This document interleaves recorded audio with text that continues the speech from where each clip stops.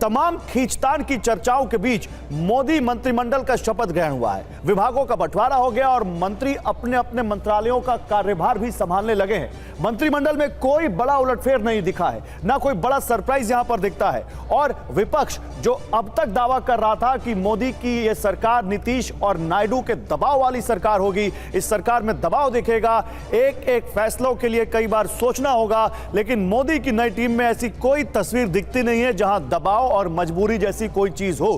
तो अब इसके बाद विपक्ष ने नया सवाल खड़ा कर दिया है। विपक्ष ने अब एक बार फिर से कहा है कि सहयोगियों को इस सरकार में झुनझुना मिला है। अड़ी में आज इसी सवाल पर बात होगी कि क्या वाकई यहां पर झुनझुना मिला है या ये एनडीए की एक मजबूत सरकार है।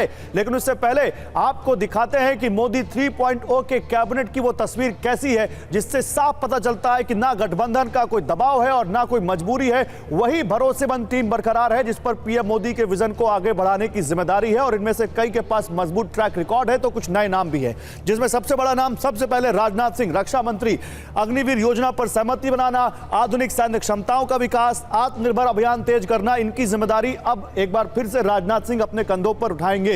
दूसरा सबसे बड़ा नाम अमित शाह, गृह मंत्री और सहकारिता मंत्री। जम्मू कश्मीर में शांतिपूर्ण चुनाव, आतंक नक्सलवाद से निपटना, मणिपुर हिंसा का स्थायी समाधान देना, नए कानूनों का क्रियान्वयन, यह जिम्मेदारी इनके कंधों पर है। इसके बाद जल्दी से तीसरा नाम एस जयशंकर, चीन से सीमा विवाद का समाधान, पाकिस्तान के विक्टिम कार्ड का जवाब, वैश्विक तनाव, युद्ध के बीच बेहतर रिश्ते। चौथा आप देखिए जो चेहरा यहां पर है, जो सबसे बड़ी जिम्मेदारी जिनके ऊपर है, निर्मला सीतारमण वित्त मंत्री। तीसरी बड़ी अर्थव्यवस्था का लक्ष्य इनके पास है, डायरेक्ट टैक्स में सुधार, टैक्सेशन को लेकर इनसे बहुत उम्मीदें हैं लोगों को। इसके बाद आगे देखिए 5वें नंबर पर यहां पर नाम आता है अश्विनी वैष्णव का। इनको रेल और सूचना प्रसारण और आईटी तीनों मिला है। रेल सुविधाओं में सुधार, डिजिटल मिशन को बढ़ाना, डेटा प्राइवेसी पर इनको काम करने का पड़ेगा, अब इनकी जिम्मेदारी होगी।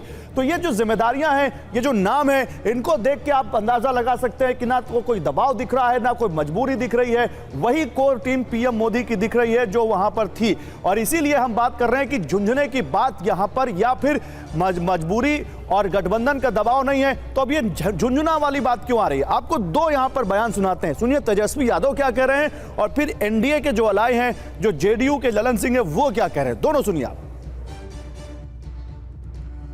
काम किसी भी विभाग में होना चाहिए, लेकिन जो बिहार की वजह से आप प्रधानमंत्री बने और मंत्रालय जब बिहार के लोगों को दिया गया, तो कहीं ना कहीं से झुनझुना जो है थमाया गया। काम कोई न बड़ा होता है न कोई काम छोटा होता है, काम काम होता है। और जो आपको दिख रहा है, जो विभाग है, वो दिखने वाला आम लोगों के साथ जुड़ा हुआ विभाग है। इसलिए आप किसी भी चीज में निगेटिविटी को देखते हैं, निगेटिविटी को नहीं देखना चाहिए, पॉजिटिविटी को देखना चाहिए।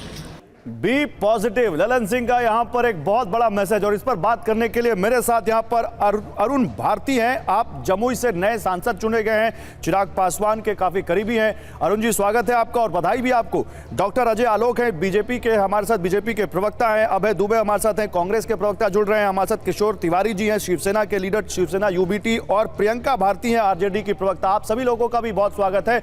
प्रियंका, शुरुआत आज की डिबेट आपसे करूंगा। झुनझुना क्यों कह रहे हैं आप लोग, ये झुनझुना किसको मिला झुनझुना? गौरव जी, बिहारियों से इनको सीट चाहिए होता है, लेकिन जब डिपार्टमेंट देना होता है, कोई भी इस तरह का मंत्रालय नहीं दिया गया है जिससे देश में किसी तरह का बड़ा बदलाव देखा जा सके। सारे बड़े विभाग इन्होंने भाजपा ने अपने पास रखे हैं और बिहारियों को क्या थमाया है? झुनझुना। वाकई आप इतिहास उठा करके देखिएगा तो बिहार को हमेशा रेलवे मंत्रालय तो मिला ही मिला है। और जब लालू जी को भी मिला होगा, आपको याद होगा 90,000 करोड़ का बेनिफिट हमने देश को दिया था, उस पे तो कई जगह। तो आप क्या कह रही हैं, बिहार का कॉपीराइट हो गया रेल मंत्रालय पर? मैं कॉपीराइट की बात नहीं कर रही हूँ, लेकिन भाजपा का कॉपीराइट हो गया है क्या? रक्षा मंत्रालय उनका हो, पीएम पद उनका हो। भाई बिहारियों से आपको सीट चाहिए तो बिहारी को बनाना दीजिए। आपको मालूम है ललन जी को कौन सा मंत्रालय मिला है?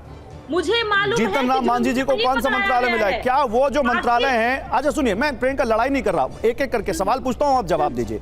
क्या पंचायती राज मंत्रालय से बिहार के लोगों को पंचायती राज में कोई बदलाव की जरूरत नहीं है? एमएसएमई मंत्रालय जो जीतन राम मांझी जी को मिला है, क्या उससे वहां पर प्राइवेट सेक्टर में सबसे ज्यादा एमएसएमई सेक्टर से मिलता है? क्या बिहार के लोगों को नौकरियों की जरूरत नहीं है?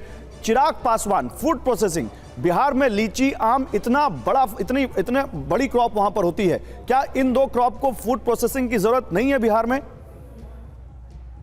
देखिए, वित्त मंत्रालय से ही तो पैसा रिलीज होता है, नौकरियों की जरूरत है लोगों को, खास तौर पे बिहार में युवाओं को, तो हमको वित्त मंत्रालय देना दीजिए। हम मांग क्या कर रहे हैं? ऐसा विभाग जिसपे आपने अपना कॉपीराइट समझ रखा है। हमको दे दीजिए, मतलब आप तो सरकार में नहीं भाई। हम भाजपा से हैं तो हमको वित्त चाहिए, हमको प्रधानमंत्री पद चाहिए, हमको मिनिस्ट्री ऑफ एक्सटर्नल अफेयर्स चाहिए, सारा कुछ हमको चाहिए। बिहारियों के पास काबिलियत नहीं है क्या?